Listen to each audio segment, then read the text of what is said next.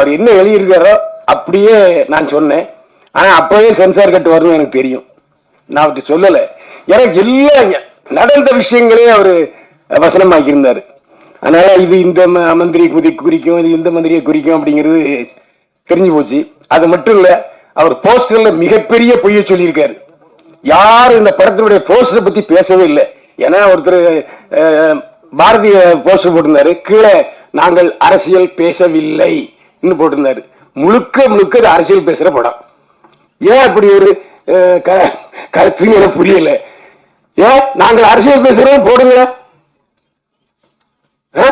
எதுக்குன்னா நீங்க அவ்வளவு துணிச்சையா நாட்டில் உள்ள நடப்புகள், அது ஆளுங்கட்சியா இருந்தாலும் எதிர்கட்சியா இருந்தாலும் சரி, மாநில அரசா இருந்தாலும் சரி, மத்திய அரசா இருந்தாலும் தாக்குறீங்க. நாங்க ஏன் அரசியல் முழுக்க முழுக்க அரசியல் பேசி விட்டு நாங்கள் அரசியல் பேசவில்லை என்று சொல்றீங்க. அதே மாதிரி இதுல முக்கியமான விஷயம் ஒண்ணு நான் சொல்லணும். மாநில அரச கிளிகளையும் கிழிச்சாரு. அவருடைய தலைவரே திமுக சார்புல கூட்டணி ஜெயிச்சவர். இந்த பேச்சுக்கள்லாம் முதலமைச்சருக்கு போனா என்ன ஆகும்? நீங்க வாழ்வுரிமை கட்சி தலைவர், திமுக ஆதரவுல ஜெயிச்சவர், நீங்க எப்படி திமுக தப்பா பேசலாம்? நான் இந்த கேள்வி கேட்கிறேன். கச்சா அம்சம் போட்டு கிழிச்ச உடனே சரியா போச்சா? நான் சொல்றது திமுக தயவில்லாமல் உங்க கட்சி தலைவர் எம்எல்ஏ ஆகியிருக்கிறாரா? என்ன விடுறது? அப்ப எப்படி என்ன நீங்க சொல்லலாம்? நான் ஆதாரத்தோட தான் பேசுறேன். நான் எனக்கு ஒரு விஷயம் சொல்லுங்க.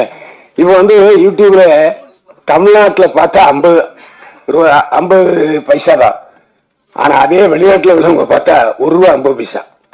இன்னைக்கு எனக்கு பெண் ரசிகர்கள் ஜாஸ்தி. சிரிக்காம பாருங்க, எல்லாருமே என்னுடைய ரசிகர்கள். ஆனா அவங்களுக்கு எதிராக நீங்க பேசுறீங்க. இதுதான் பேசுறத விட்டு நம்ம சொல்லி திருச்சி சார் நான் ஒரு விஷயம் நல்லா சொல்லிச்சு, நல்லா கத்தி கத்தி பேசுனீங்க, கைத்தட்டல விழலன்னு கவனிச்சீங்களா? அப்ப ஏன் சொல்றீங்க? அதெல்லாம் வேண்டாம்.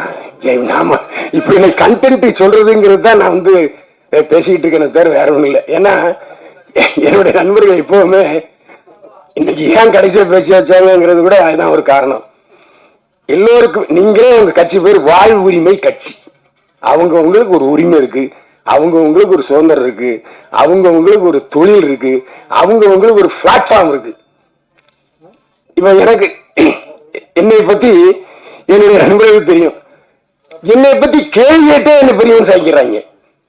நான் இல்லாத பொழுதும் சரி, இருக்கும் பொழுதும் சரி, அந்த எதை சிரிச்சிட்டு இருக்காரு அவர் தான் இஷ்டத்தை கேள்வி கேட்கிறாரு. நான் அதே மாதிரி நானும் பாத்தீங்கன்னா பேசாததை கூட தமிழ் வைக்கிறாங்க.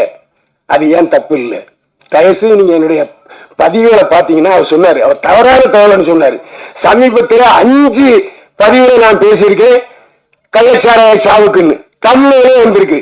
சாராயம் காய்ச்சறவனையும் விற்கிறவனையும் அரசாங்கம் தூக்க முடியான்னு சொல்லியிருக்கேன். நான் பேசியிருக்கேன். அவர் பார்க்கல, நான் செய்வேன். அவரே நான் தப்பா பேசுறது மட்டும் பார்க்கறாருன்னு தெரியல. எப்படி சொல்லலாம்? நான் 5 விஷயம் போட்டிருக்கேன். அரசியல்காரங்கிற சேனல்ல போய் பாருங்க, எல்லாம் 1 லட்சம் மேல போயிருக்கு. சாராயம் இன்னைக்கு நீங்க அரசியல் பேசணும், நானும் அரசியல் பேசுனேன். இன்னைக்கு ஏன் கல் இறக்குறது அனுமதிக்க மாட்டீங்க?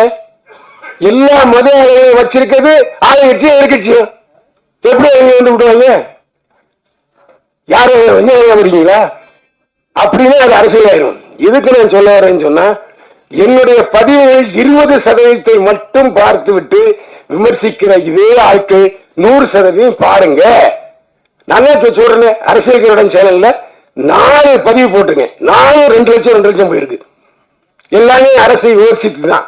ஆளுங்கட்சி மட்டும் இல்ல, எதிர்கட்சியும் சேர்த்து விமர்சிச்சிருக்கேன்.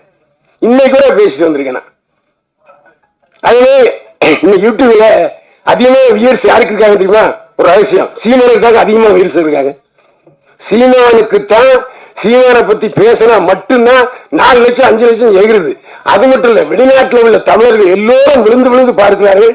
நாம தமிழக கட்சி சீமானை பத்தி பேசினா அவரு பேசினா. ஏன்னா பார்க்கிறவங்களுடைய டேஸ்டே வேற.